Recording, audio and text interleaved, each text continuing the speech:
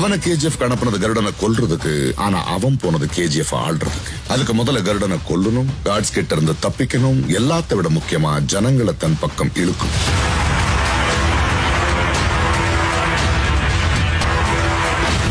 அங்க இந்த 3 கைதிகள்ல ஒருத்தனா வந்து எல்லாருக்கும் முன்னாடி கருடனை கொன்னான்.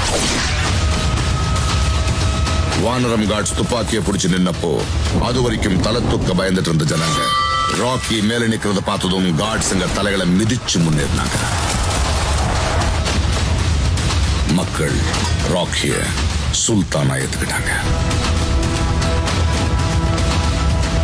நீங்க சொன்ன மாதிரி இந்த போட்டியில ஜெயிச்சு ஒரு கேங்ஸ்டர் இல்ல சார், ஒத்தையா வந்து புகுந்து அடிச்ச மான்ஸ்டர்.